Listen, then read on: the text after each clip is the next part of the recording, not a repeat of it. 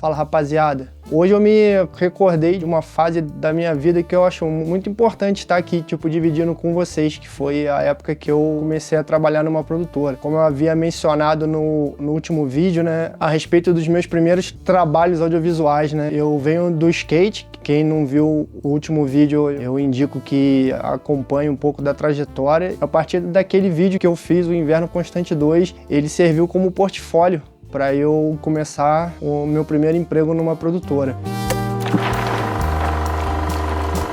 Na época existiam poucas produtoras em Petrópolis, eu tive a sorte de, logo de cara, assim, ter tido essa oportunidade de ter ido para uma das maiores na época. Eu tive a sorte e um prazer enorme de ter ido para Teobaldi Filmes, que é a produtora de um grande amigo meu chamado Hugo Teobaldi, ao qual ele me deu a oportunidade de estar lá aprendendo muito, somando, depois dividindo conhecimento conforme eu ia aprendendo por conta própria. Foi um período muito rico na minha vida, eu agradeço muito ter tido essa oportunidade e acho que todo mundo deveria em algum momento estar num ambiente onde existe a verticalidade, né? Através desse trabalho lá na produtora, eu aprendi muito como lidar com clientes, como lidar com feedback, né, cara, dos primeiros vídeos que eu editava, o que precisava melhorar, a lidar um pouco com o ego, né, cara? Porque às vezes a gente tá meio que imerso num processo ali, editando um vídeo, a gente acaba vindo com essa carga energética de achar que aquela peça é tua e porque você tá se dedicando muito e tem uma coisa meio artística ali.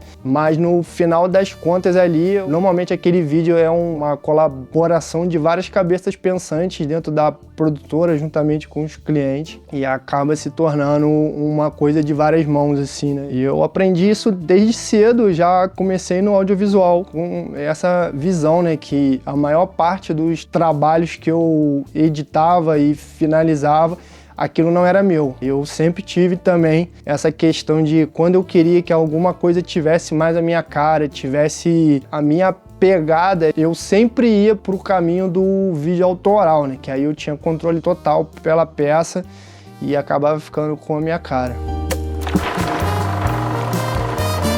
A rotina de uma produtora é como qualquer outro negócio que exista verticalidade, né? A gente tinha o nosso diretor, que acabava sendo a pessoa responsável por estar ali prospectando clientes, fechando novos serviços. Ele era responsável também pela maior parte dos roteiros que a gente realizava na produtora, juntamente com o cliente, lógico. Mas eu lembro de ser etapas muito bem, segmentadas, assim, né? Quando eu entrei lá, era muito definido isso. Quem que filmava, quem que montava, quem que finalizava, quem que gravava a locução. Era muito específico o que cada um colaborava para aquela peça. Acaba que hoje um profissional é responsável por todas as etapas. Ele prospecta, ele vende, ele faz roteiro junto com o cliente, ele filma, finaliza, colore, faz pós-processamento de áudio. É onde eu me encontro nesse lugar hoje, sim, mas na época da produtora era tudo muito segmentado. Existia um horário fixo que você cumpria, você chegava lá às 8h30, saía 6h30, 7 horas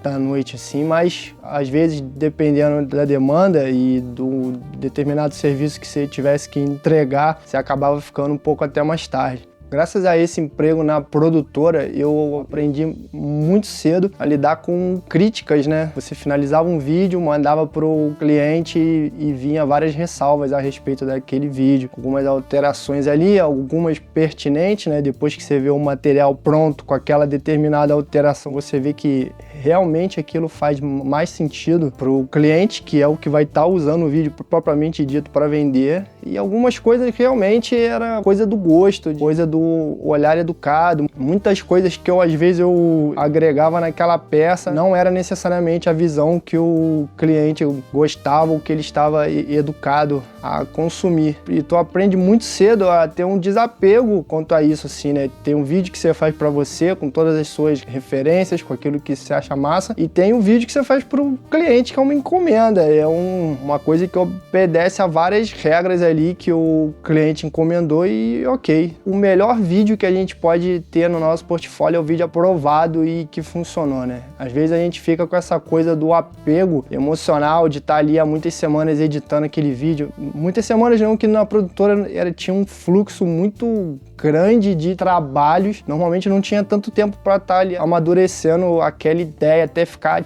exatamente 100% assim, né? O vídeo bom é o vídeo que o cliente gosta, publica até então, na época, no home do site dele e tá todo mundo feliz. Ele com o vídeo dele, a gente com o nosso pagamento e cada um ia seguindo por um lado. Obviamente era muito importante quando esse vídeo funcionava e acontecia de o cliente procurar a gente para fazer outras peças, mas era muito comum a pessoa finalizar um vídeo, entender que ele se posicionou no mercado com aquele vídeo ali, mas não necessariamente ele queria dar continuidade àquilo ali. Às vezes procuraria para fazer um outro tipo de material, às vezes um material interno para os próprios funcionários, mas essa era a nossa realidade. Produtora marca também um período que eu finalizava muitas peças de motion. Era muito comum a gente estar produzindo aberturas de programa, comerciais de cartela, muita coisa em 2D, 3D, muito After Effects, né?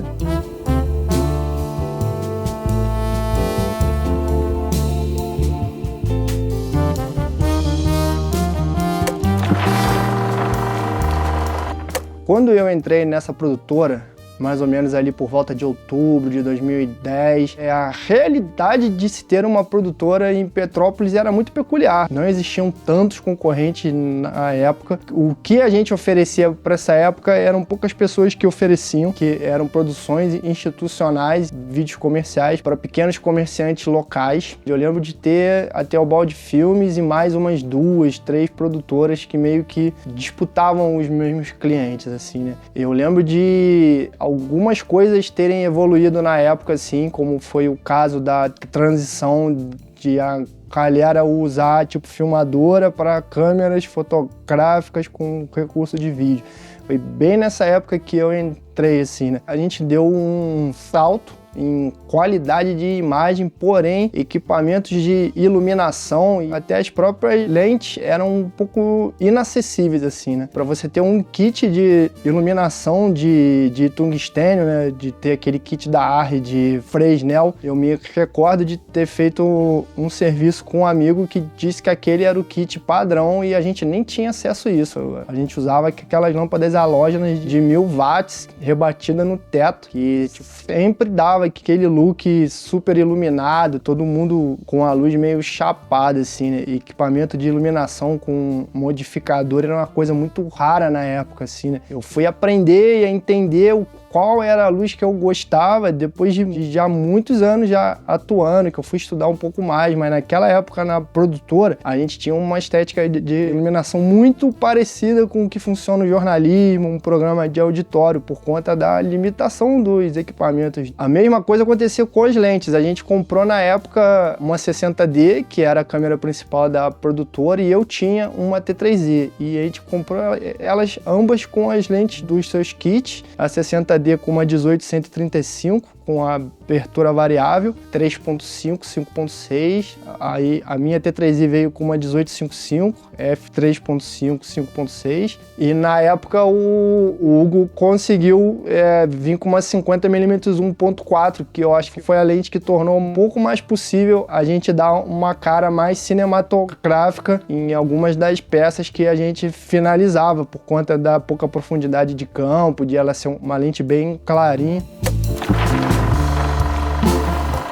A maior parte dos clientes que procuravam a gente era para ele montar um vídeo, um comercial, alguma campanha que fosse vinculada à nossa afiliada Rede Globo aqui, que é a InterTV. E na época era um desafio convencer, às vezes, esse cliente de estar anunciando na InterTV, que tinha uma abrangência em toda a região serrana do Rio, e tentar convencer o cara para não anunciar com as TVs locais que tinham aquele molde estilo guia local, que é uma coisa que é reproduzida até hoje, né? Que é uma mesma pessoa fazendo comercial para vários clientes de vários nichos diversificados, mas é o mesmo modelo, o mesmo molde. E na época a gente tinha uma TV que era exclusiva, que só fazia isso e cobrava muito pouco, né? Então eu acredito que desde essa época a gente já enfrenta um pouco o sucateamento do audiovisual como um todo, assim, né? Era uma queda de braço às vezes, né? Tá ali com o cliente, convencer ele que uma produção que ele gastaria 5 vezes mais posicionaria a marca dele de uma forma que aqueles vídeos das TVs locais não posicionavam, né?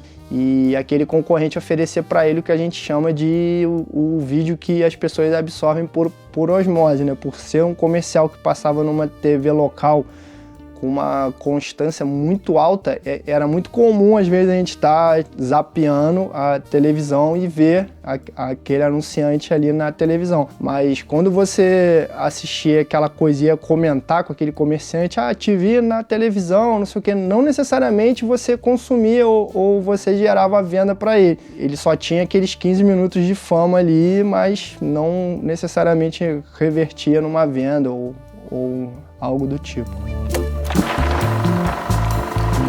Nessa época, a cena audiovisual petropolitana era basicamente emissoras locais pequenas que produziam seus próprios conteúdos, programas de entrevista, programas de auditório, alguns. Tinha muito jornalismo, né? Os programas jornalísticos locais sempre tiveram muita força em Petrópolis. Nesse período em Petrópolis existiam produtoras de eventos sociais, inclusive eu prestava freelancer para eles, operava câmera, ficava de assistente. Acho que até videoclipe musical mesmo, assim, tinham pouquíssimas produtoras que focavam nesse nicho de mercado, assim. Quando eu entrei para a produtora tinha no portfólio alguns, mas eram gêneros que eu não consumia, mas existia. Tinha muita coisa ao vivo, né? Primeira coisa que a galera procurava estar produzindo quando montava uma banda era gravar uma performance ao vivo, estilo que a gente chama hoje de DVD, né? E produtores que faziam curtas e filmes, acho que não tinha. Uma coisa que eu acabei levando para minha profissão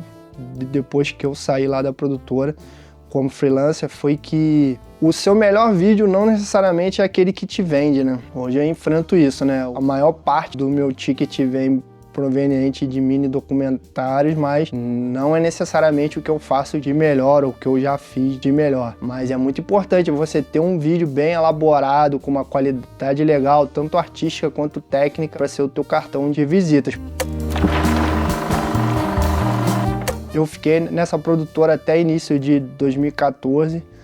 Nessa época eu já vinha entendendo que o audiovisual estava sofrendo a primeira mudança ali por conta da queda do interesse das marcas de terem um vídeo super elaborado para o seu site, aquela coisa do vídeo institucional. Eu lembro que em 2013 e 2014 isso caiu muito, assim, né? Quase nenhuma empresa procurava para fazer esse tipo de material, assim. A gente começou a produzir muita coisa de título de capitalização e a gente produzia as cartelas que toda semana iam para Inter TV, né? Todo aquele glamour de ir para um lugar para gravar um institucional, isso começou a mudar e o que também me fez querer começar a seguir o rumo do profissional freelancer ali, porque aí eu ia estar fazendo algumas coisas bem mais artísticas do que a gente andava fazendo lá, mas foi um período que eu senti uma transição como eu venho sentindo agora, né? Eu acho que naquela época estava começando a coisa da mídia social, já não era tão importante a pessoa ter só um vídeo postado no home do site dela ali, era importante ela ter um pacote de mídia já planejado para ser publicado nas redes de tempos em tempos para ela se manter presente. Eu acho que essa minha saída foi meio que um entendimento disso, né? Só que no caso eu fui aplicar isso para artistas independentes e não necessariamente a clientes convencionais, né? Como empresas e tudo mais. Isso é uma coisa do audiovisual que eu vejo que é muito cíclico, né? Tem épocas que alguma coisa ali tá em voga, às vezes muda e daqui a pouco a galera ressuscita isso de novo. Tanto modismo como estéticas que a galera busca. Quando eu entrei lá na produtora, acho que a onda do momento era produzir vídeos com um cara cinematográfico. E era uma busca eterna ali, pelo look que não se assemelhasse daquela coisa produzida com camcorder, né, cara? Que tinha aquele look bem jornalístico, assim. O fluxo de materiais começou a seguir um pouco mais o fluxo do cinema, né? Eu tenho visto essa coisa das mudanças no decorrer atualmente, assim, né? Hoje já não é mais tão interessante as pessoas estarem produzindo tanta coisa com cara cinematográfica, né? É muito comum agora a gente ver e entender que às vezes o cliente tem a necessidade de ter a presença dele nas redes de uma forma mais informal, que é com a onda do celular, ter o look do celular mesmo, assim, como se fosse alguma pessoa normal gravando aquele conteúdo ali, né? E eu vejo que isso muda de tempos em tempos, assim, né? Essa é a segunda mudança que eu noto no audiovisual atualmente. Essa ruptura com o esteticamente bonito, com a coisa mais informal ali, com a coisa mais palpável da imagem de celular ali. Então é isso, galera. Isso aqui é um pouco do que eu convivi quando eu comecei a trabalhar em produtora. Obviamente não tem como ir com uma minúcia muito gigantesca em cada trabalho. Ainda estou estudando novos setups, novas ideias, novos tipos de conteúdo. Esse é mais um deles. Agradeço a todo mundo que tem comentado, dado uma força. Toda vez que eu lanço um, eu só agradeço. Valeu, rapaziada. Grande abraço. Ai, caralho, quanto tempo deu essa porra?